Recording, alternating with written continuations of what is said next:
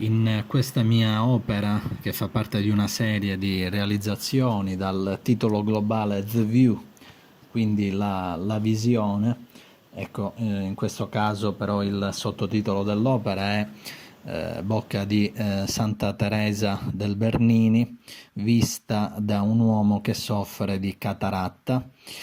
In questo caso, questo titolo, anche in un certo senso surrealisticamente assurdo, dà già una prima, che poi fondamentale, lettura dell'opera. Ho infatti realizzato questa mia opera e l'intera serie, The View, verte su questo tema, cioè il problema appunto della visione del cosiddetto quadro finestra. In particolare però in questa opera, Bocca di Santa Teresa del Bernini vista da un uomo affetto da cataratta, ho come dire, sovrapposto due riflessioni sulla visione che potremmo dire si concretizzano, ecco, attraverso la plasticità dell'opera stessa.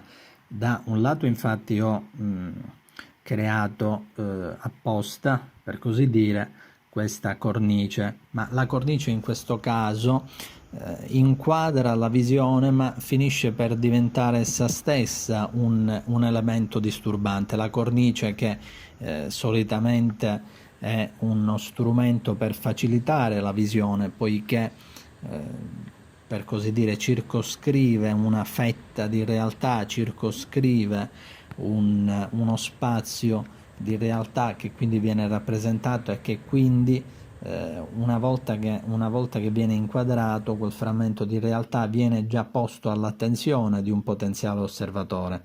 Quindi la fondamentale funzione, ecco, anche potremmo dire la più semplicistica funzione della cornice o del riquadro è quello di rendere più leggibile per quanto possibile un frammento di realtà, appunto scegliendone un frammento solo.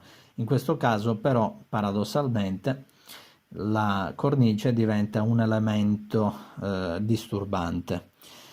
A questo elemento si aggiunge la fotografia che viene incorniciata. Questa fotografia consiste di un frammento appunto che doveva essere della bocca della Santa Teresa del Bernini, che qui però viene trasfigurata, diventa un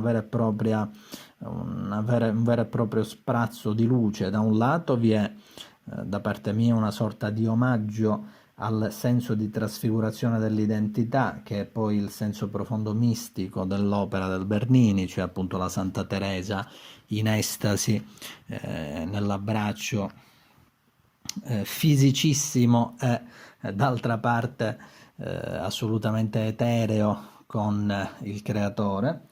E in questo caso però la mia visione è per così dire mondata da riferimenti mistici, e invece verte tutta sul problema della percezione. Infatti questo sprazzo di luce non è altro che il frutto, in questo caso, di un disturbo visivo,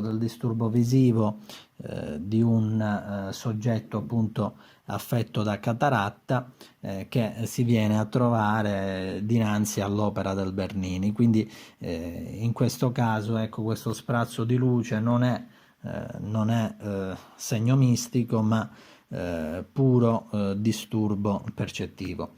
Quindi la mia opera appunto diventa una sorta di doppia frustrazione del vedere, quindi un doppio impedimento alla pulsione scopica, che d'altra parte viene aizzata da questo stesso impedimento, quindi che viene spinto a voler ancor più osservare proprio in base a questo impedimento all'osservazione stessa. E questo doppio impedimento è appunto costituito da un lato da questo disturbo visivo, incorniciato da una cornice che è essa stessa visivamente disturbante, poiché costituita da un foglio ologrammatico, cioè un foglio che come dire, assume tanti colori, tutti i colori dell'arcobaleno, potremmo dire così in maniera semplicistica, in base all'inclinazione ai raggi solari o comunque alla luce che colpisce la superficie stessa.